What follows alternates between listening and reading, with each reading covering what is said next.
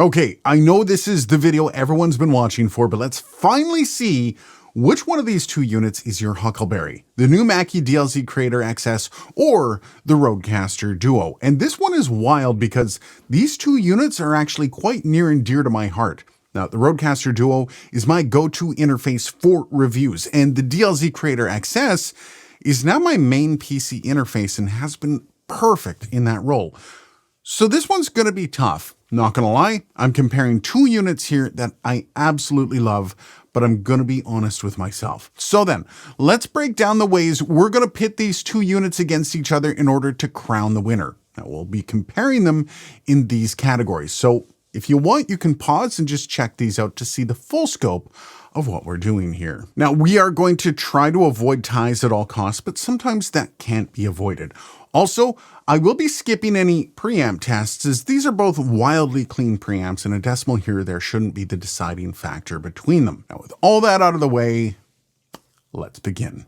And we're going to start out with build quality. Buttons, knobs, faders, pads, inputs, all of the things that are basically even in this race. Nothing strikes me as a weak spot for either one of these. Now, both units are particularly well built, but both are rocking plastic. That is, with the exception of the top for the RODECASTER Duo, which I'm guessing is aluminum, or as they say in Australia, aluminium. I'm not doing the accent though. Everything else in the build quality though is very close, but that one fact has to give the first point to the Duo. Next up, we have specs. Now, the inputs on both of these are basically the same, though the Duo has the USB-C that allows for USB mics to be connected, while the DLZ has that 3.5mm jack input. Both have expandability to another machine through that USB-C that's on the road, while the DLZ XS has it through NDI. Now, both are 48 kilohertz, 24-bit for resolution, both have micro SD, both have network connectivity to some degree or another. And I really think this is all going to come down to gain. While Rode has 76 dB, the Mackie has 80. Now, the difference is ridiculous, and for 99% of use case, that difference doesn't matter. But for the sake of awarding the point, this one has to go to Mackie. It's a tie game early on, 1-1. So then let's talk UI, or more specifically, menus. Now, they're both pretty fluid. I have been using both for some time considering how long I was using the original DLZ Creator on my desk. So the idea of one being more confusing than the other is a bit of a moot point. You get used to the workflow of whatever you're using. And neither is really overly cumbersome. However, I do have to give a nod to the RODECASTER Duo here for more customizability and usability within the menus. Little things like being able to assign any channel to any pot is a big win for me, especially on such a small mixer, which only makes this thing easier to use. The routing has really made the RODECASTER lineup something special. So despite it being a dead heat in this one, just that little bit of customizability seems to push this one over the edge for Rode, which makes it 2-1 for Rode. And it doesn't get any better for the DLZ Creator XS in the next one, and that is faders. And it really isn't the fault of the Mackie here. They chose screen over faders, which is something that will benefit them a little later on, but I think this is a no-brainer here. Faders are superior to pots, hands down. 3-1 to Rode. Now, for pads, specifically their use, and this is going to expand Rode's lead here, but I think this just comes down to more time on the market and more of a hustle to recreate requests. Now, the amount of stuff you can do with the smart pads is kind of sick, and this is just R&D at its best here. Now, this is no slight to Mackie's version, but they just haven't had the time or R&D to have them fleshed out, meaning it's 4-1 Rode.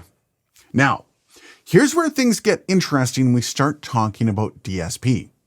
Aphex is awesome on the Rode units. There's no doubt about it. It's one of the easiest and best sounding one-button approaches I have heard. But when you start digging into those settings and changing them, this is where the Mackie really shines. And honestly, this is the only shortcoming from the smaller screen for Rode. That big, beautiful touchscreen makes you feel like you're in total control of the processing, and it's very much a treat to use. And for that reason, this one has to go to Mackie, which cuts into Rode's lead with a score of 4-2. Now, ease of use for beginners up next. And this one is tough. I really do like what Mackie is going with their stage control modes, Easy, Enhanced, and Pro. Easy, though, is just so bare bones that it's almost unnecessary. On the other hand, Rode's whole shtick has been making products that are exceptionally simple to use. Even the rollout of the simple DSP is just far better, and it still allows for a certain amount of control that is missing with the Mackie. That said, with Enhanced, though, there is a bit more freedom on the Mackie. This is a tough one, but I think I have to give it to Rode for their super simple approach to everything, meaning it's 5.2 Rode. Now we have ease of use for pros, and this is a completely different story. Mackie, as we discussed a little while back, is still catering to those with a bit more board knowledge, including those DSP controls which are just mwah. Whereas I find the Rode might be viewed by audio snobs as being a bit too user-friendly. I know it's weird, but the audio community is just like that. So based on how these controls are mapped out, I'm going to give this point to Mackie. 5.3 for Rode, and Mackie making up more ground with the next comparison. And that's for screen. I mean, do I really need to preface this? Sometimes size just matters. And this one's a dead giveaway. Mackie really gaining ground. It's 5.4 and getting tight. Are we going to finish this with a tie game and have to settle this in overtime? Let's find out. And finally, we have feature set. And this one is tougher than you might actually initially think. A good deal of the features in the RODECASTER series are a touch niche and aimed at specific use cases like the routing, while Mackie, they don't have any of that. But then NDI with Mackie, which is really cool and allows you to do some things that you can't do with the Duo. Again, though, just a touch niche. I mean, I don't use the NDI much at all, though I can see a lot of people being super hyped over it. Kind of like the headphone mixes on the RODECASTER series. But here's where the Duo starts to pull away. Connectivity for the wireless series, USB mic connectivity, companion apps. And to be frank, Rode has all of this mostly due to their ecosystem being so big and interconnected, something that Mackie just doesn't have. But regardless of the why, this ends up being Rode's point, which crowns the RODECASTER Duo the champion with a score of 64. But before we celebrate, let's be completely honest here. These two boards are in a class alone. $500 gets you a hell of a lot of usability and control. And both have very intriguing specs and aspects that you might be interested in.